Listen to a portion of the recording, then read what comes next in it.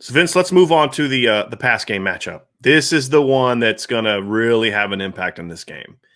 And I want to start right where we left off, which is the play of the Notre Dame defensive line against the Purdue offensive line. Because if you look at these numbers, Vince, I'm actually at the wrong one. I got to get to the passing numbers. So this is the matchup for me to look at. Purdue's thrown the ball really well so far. They have, in my opinion, the best receiver that Notre Dame is going to face this year in David Bell. Yeah, that Bell kid's good. And we'll get into him here in a minute. But obviously Notre Dame has been giving up the big plays. That's been the problem, is giving up the big plays and just not being able to make pass game stops when it matters in the fourth quarter. That's probably my one big concern about where Notre Dame is right now. This matchup is going to be – it's a concerning matchup for me because Purdue. This is the one spot that Purdue has players. A lot of these things are about coaching and scheme, and they've played bad teams, but that's not the case when you talk about this matchup, Vince. I have an article at Irish Breakdown today where I take a look at kind of the starting lineups and I take a look at the recruiting rankings and things like that because some people like recruiting rankings, and both of Purdue's top receivers, David Bell and Milton Wright, were top 200 caliber recruits coming out of high school. David Bell ranked number 113 on the right, the 247 composite list. Milton Wright was 204. They've got a good tight end in Payne Durham, big kid, like 6'6", 250. He's got, I think, 3 touchdowns already so far this season. They're going to do a lot of different things schematically that are really impressive. Jackson Anthrop's just a real shifty, just like his brother was, real smart, shifty, good athlete, knows how to get open, that kind of thing. They've got good weapons in the pass game, like legitimately good weapons in the pass game. And Notre Dame's secondary is going to have to be on top of their game. But at the end of the day, look at that bottom number. That one right there, this one down here, that's the number that's going to have to be the most important. Right? Notre Dame is really good about getting after the quarterback, and Purdue is not very good about protecting the quarterback. Right. That number right there also for Purdue is a little misleading, Vince. The sacks allowed? Yes. It's kind of like when I said, George Karlaftis doesn't have a sack yet this year, but I've said in the past, sacks can be a misleading stat. Sometimes you can have a decent number of sacks, but you're not a real good pass rushing team because, you get some third down sacks, but You're not disruptive snap after snap. Then there are teams that maybe don't rack up a lot of sacks because teams know you can rush the quarterback, and so they're doing things to get the ball out quickly. And George Karlaftis has been super disruptive, but he doesn't have a sack yet. Opposing teams have been super disruptive against the Purdue offensive line, but they've only gotten 4 sacks so far. Again, that's 2 bad defenses. So for me, that's the matchup, is if you can't let Jack Plummer get comfortable in this game. Exactly. You can't let him get into a rhythm, and that has more to do with the defensive line than it has to do with the secondary. They have to dominate the point of attack because that's going to be the key. Getting them out of rhythm. Yeah, then that you nailed it right there. So Plummer's a good quarterback. I mean, he's a good quarterback, and any good pocket quarterback, which is what he is, from what I can tell, if you give him enough time, kids are going to get open. I mean, there's, you hear about coverage sacks and things like that where, it gives the defensive line opportunity to get to the quarterback, et cetera. But if the offensive line can give a kid like Plummer time, he's going to find open men. The key for Notre Dame is the defensive front and the linebackers, coming when they need to and things of that nature, blitzing when you want to, not when you have to. We've talked about that many times in the past as well. If they can come with 4 and 5, they're going to be fine. But they have to get home. They have to get home more often than not. And if they're not getting home, they at least have to be in the neighborhood that forces him to do some things that he doesn't want to do. Flushes him from the pocket, throws off balance, throws off platform, things of those, things like that. If they can do that, they're going to win this game because – convincingly. Yeah, because I have faith in the secondary. They're going to be fine. They're going to cover. They're going to be okay. Now, they're going to give up some plays. Look, Bell's going to get open. Yeah, Bell's going to get open. Plays, yeah. He's a very good player. Okay, and very good players get open. Right? I mean, it just is what it is. And mark my words, Jeff Brom is going to scheme his way to get certain guys open. Right? There's zone beaters, there's man beaters, there's all these different things you can do to get guys open. The key is don't let Plummer sit back there and pick you apart. Right. Okay, that's the key. If they can do that, Notre Dame's going to have success. And I think that they can do that because we've seen it already. We've actually seen Notre Dame get in the face of the quarterbacks and do what they need to do to get them off balance. I think they're going to be able to do that, especially against this offensive line. So I like Notre Dame in this matchup. I really, really do. But again, it comes down to the front seven. Really the front four for me. I mean, Yeah, you have to be able enough. to use your linebackers in coverage, because one of the things that Purdue does schematically is they do a lot of crossing stuff. They don't take a ton of deep shots because I don't think they think they have time to take a lot of deep shots. And some of the things they've done actually to try to protect their quarterbacks, I've seen them take a shotgun snap and then drop back 7 steps. I've seen them do that this year. Where like and you're in the shotgun, and you take 3 steps and gather and throw. He'll take like a 5 to 7 step drop from that, just to get away from that line, just to get it to let the crossing routes and stuff like that come open. I think we'll see some of that. They're going to move the pocket. They're going to throw screens. They're going to do a lot of crossing routes, a lot of levels concepts, and like I said, Jeff Brom's a real creative play caller. One of the big plays they had against Oregon State, they had David Bell on the outside, Anthrop on the inside, and a running back coming out of the backfield, and Anthrop from the slot goes vertical.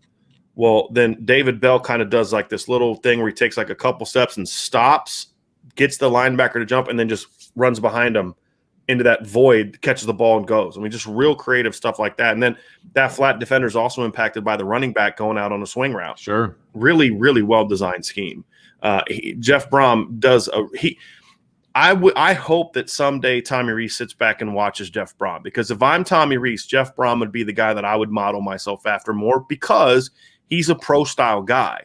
Tommy Rees is more of a pro-style guy, whereas like Lincoln Riley's an air raid guy. You know, Phil Longo at North Carolina, air raid guy, right? To me, I think that is where I would be if I was Tommy Rees, because he is a guy that is a pro-style pass guy. I see the similarities. And there's some really good concepts there that they do that I'm like, man, if Notre Dame would do that. Because here's what Purdue does as well as anybody because of Brom.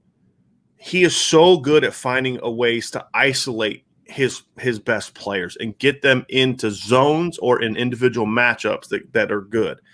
And that's a perfect example of, you threaten that flat defender and then you do like a late just dart route in the middle. And, bam, David Bell's open. You're like, how does David Bell get that wide open? Because it's the scheme. It's the scheme. It's the same thing we talked about with Alabama last year. It's like, how does Devontae Smith keep getting that open? Then you watch the All-22. Like, oh, that was a great scheme.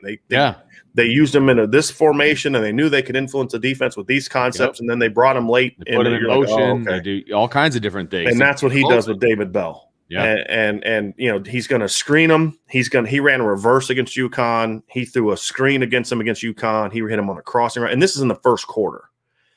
And because I'll be honest, I didn't get to the second half because I was like, I've watched enough bad football today. I'm not watching any more UConn, and the game was over by halftime. Well, I couldn't even turn it on, so there you go. Yeah. It wasn't necessary, in my opinion. But So I mean, it's going to be schemed up real well, and they're going to hit some plays.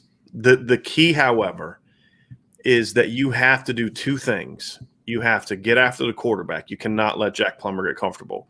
That's going to create incompletions, because look at that completion rate that they've got there, 75.6. That's really good. Yeah. You have to get that down into the low 60s, in my opinion, by breaking up passes, by forcing him to throw away because he's out of the pocket, forcing incompletions because he has to rush throws, he's getting hit. Those things are so important. Now, for me, if I'm Marcus Freeman, I'm going to do two things schematically to stop the pass game. Number one is I'm going to make sure that we're being really aggressive with our coverages. I don't want to see them throwing a lot of quick game in this, because they are. They don't throw the ball deep hardly at all. It's like five or six shots. Well, they have 75.6% completion percentage. Right. I mean, that's part of it. They're not taking a lot of shots. It's a lot of first and second level stuff. Like I said, that's where those levels concepts come from. They're going to hit the out cuts, bang the comebacks, things along those lines. You have to take some of that stuff away with the initial route, because what they're going to try to do is they're going to try to get the ball out quickly and to beat the pass rush, the screens, things like that. I want to see Notre Dame be more physical at the point of attack or at the line of scrimmage in the pass game, and force him to have to wait for guys to get into their routes. If that's happening, then he's going to get hit a lot. And that's going to be a key. And so I would like to see actually Marcus Freeman be more aggressive. Because, look, they're going to hit some shots. So if he's going to beat you deep on a shot because it's a great ball and you didn't get – okay, that's fine. But it's all the other incompletions that's going to cause that I think would make it be worth it. The other reason that it's so important that you dominate the run game with your front four, Vince, is because this would allow Jack Kaiser, Isaiah Pryor – to be even more, the safeties to be even more impactful in the pass game because they can get up into their drops instead of having to be coming in and coming down and protecting the run game. If they can be pass first defenders because the Mike in the front four is dominating the run game, it's going to allow Notre Dame it's going to make it less. It's going to be harder for Purdue to get leverage on them if those guys can play off. It's going to be harder for Purdue to get those guys into zones where Notre Dame has less defenders. Mm-hmm. So I think that's another reason why it's going to be important for the front four to have a big game. Yeah, no, I agree. And I think it's going to be very important for the front to dominate early because that will make Purdue even more one-dimensional and force them to pass the ball even more. Because look, they're going to run the ball to try to stay balanced and all that. But if they're trailing a bunch early, then like most teams, they're going to be trying to chuck the ball around. Right. And when they try to do that, now Notre Dame's pass rush is even more effective because of what you just said with those linebackers being able to just get in their drops, et cetera. And then the front is just dominating. And fly around against a quick game. We haven't seen much of Jack Kaiser the first two games. He's been hardly noticeable. Right. And a lot of that is because of the way teams are attacking the Notre Dame defense, running between the tackles and taking shots down the field, that they haven't really tested him. If Notre Dame can force Purdue to be a more perimeter-oriented team with their quick game, with their screens, now that's where he gets a chance to have more of an impact. That's where Isaiah Pryor gets a chance to be more of an impact, is let them run downhill. Right. And now this is where the Rovers have to do a good job. They're going to run a lot of crossing routes, as I said. Well, last week, Toledo had some success on that stuff. They're going to have to when do they're in man and they're chasing and things. Yeah. And they were switching off, and Jack was late to switch off on a crossing route last week. He's going to have to see that because this is his chance to kind of get into a groove. I think this is a game where he could have some impact. But at the end of the day, as I said, it's going to come down. Look, this is an Isaiah Foskey, Jason Adamiola game. Like this is the game where if those guys are legit NFL players, like they think they are, and like I think they are, this is the kind of offensive line you should dominate. And that's going to have a big impact in the game. That's where the biggest advantage Notre Dame has and they have advantages in a lot of places. The biggest advantage that they have is this defensive line against Purdue offensive trenches. Line. Yep, absolutely. And that's where we're going to have to dominate. So advantage for me in this one, to me, statistically, the advantage goes to Purdue. It does. Schematically, I think the advantage for me goes to Purdue. What's going to be Notre Dame's saving grace is if they can dominate the trench. But right now, because of Notre Dame has been prone to giving up big plays, because they were also unable to stop the passing game late in the fourth quarter against Florida State, late in the fourth quarter against Toledo, I have to give the advantage right now to Purdue in this matchup. But if the line places potential, Vince, that's where it could be the great neutralizer, and that's where Notre Dame can get the advantage, in my opinion. Well, and that's, again, that I picked Notre Dame because of the tackles for loss in the run game, and I'm going to pick Notre Dame here because I think they're going to be so disruptive in the pass game. And, again, it comes down to the front. I'm not necessarily worried about the secondary. Like I said, I think Bell's going to get open. He's going to make some plays because playmakers make plays. I mean, that's to be somewhat expected. But I still think Notre Dame has the advantage here because of the Purdue offensive line. And I think that this front is going to dominate them. And I think they're going to make it a long day for the Plummer kid. I really do believe that. And because I believe that, I've got to go with Notre Dame. And so we are going to differ. I'm with Notre Dame. You're with Purdue. Homer. Where are those glasses? Where are those rose-colored glasses? I'm looking in the drawers. I'm sorry. I needed some comedy today.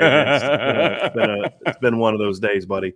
But no, I mean, it makes total sense. And like I said, that's where I think Notre Dame needs to have the advantage if they're going to hold up. Because if they don't, like this can't be one of those days where the D-line has an off day. Absolutely. And if Notre Dame has, and just, hey, for people that are going to watch the game, keep an eye on this.